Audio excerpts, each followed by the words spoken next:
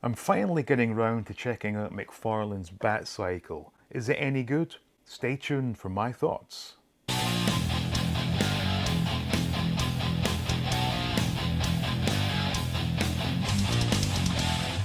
Welcome back. Now, I've had this in my possession for almost 3 months now, and I do apologise for the delay in getting this review out. I just simply have not had the time, but here we are. Now, first things first, and I've said this on every vehicle I've looked at for McFarlane's Batman 66 line, this packaging is absolutely terrible. Especially so for the Batcycle, simply because we have this component here sticking up, completely exposed to the elements, and thankfully mine has arrived from Target undamaged. Now, the Batmobile has the exact same packaging, and I did see pictures when that first came out of a Target store where there were about 5 of these on the shelves, and all 5 were damaged in some form because of this poor packaging. Now, I believe this cost at the time $30. The upcoming Batboat, I believe, is $35. But at the time this was $30, I would gladly have paid $5 more for a proper box. Now, it should be noted as well that I don't actually keep things in package. I open everything, but for peace of mind, I would much rather have seen this Batcycle fully encased in a box of some sort. This is completely unacceptable. And furthermore, the box isn't even big enough for the item. Let me explain. If you look down here where the top of the windshield is, it's pressing against the top of the box. The box isn't high enough. So with anything, pressure-wise coming down, that could easily put a crack in that windshield. I don't think mine is cracked. No, it's not. But the point stands that this box is not tall enough. So the whole packaging is a complete disaster, and that's not going to change anytime soon. I don't know why they're doing this, if it's for environmental reasons, because they don't want to use plastic, or what it is. Don't really know, but it's unacceptable.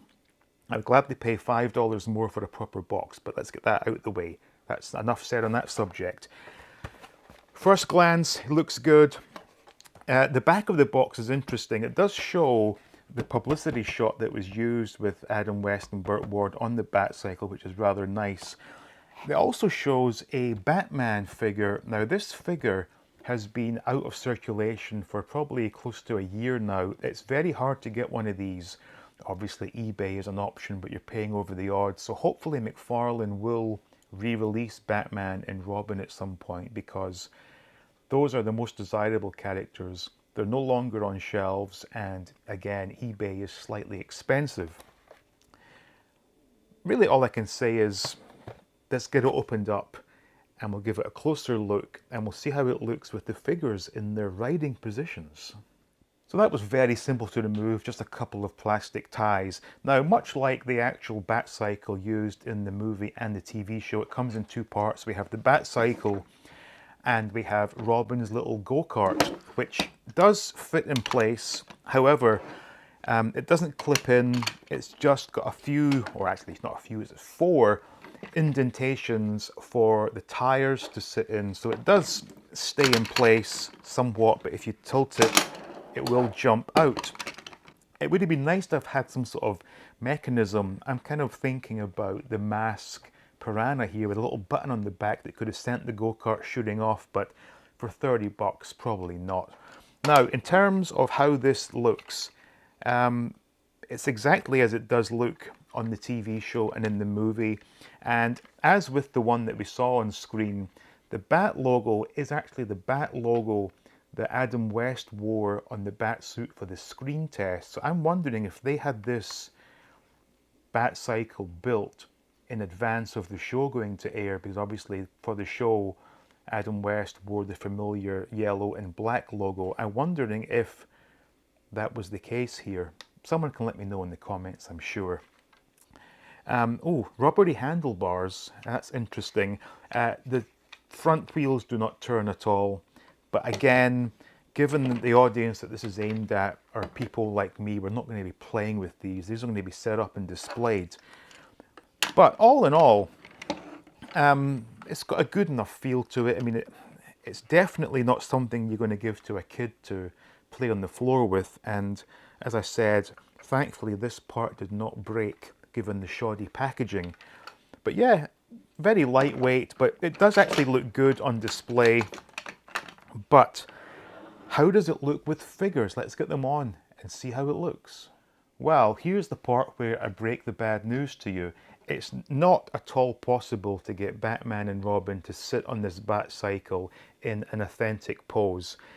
There's just no way to get Batman's legs in a position that looks like a natural riding position. Furthermore, he only has one hand capable of holding the handlebars because his left hand is a clenched fist.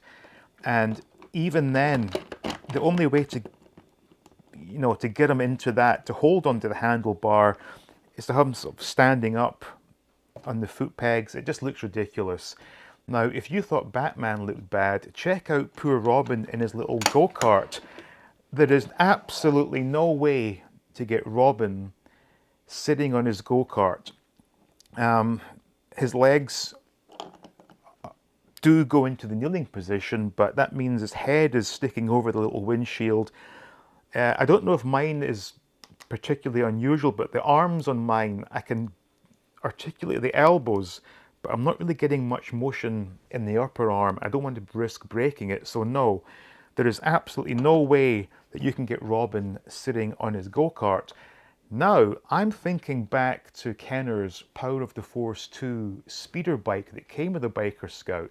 Now, that Biker Scout, as I recall, looked absolutely ridiculous when standing up. However, he was designed to fit onto the speeder bike perfectly, and once sat, looked fantastic. I'm thinking McFarlane need to give us a specific Batcycle, Batman and Robin figure that have been sculpted in such a way that they will look ridiculous, standing up on figure stands, but when positioned on the Batcycle will look good, because this is just unacceptable. So anyone that has this Batcycle in their collection can only really have it on display in the Batcave perhaps, because there is no way of getting these figures to assume the correct position, which I kind of expected, but seeing it firsthand is rather disappointing.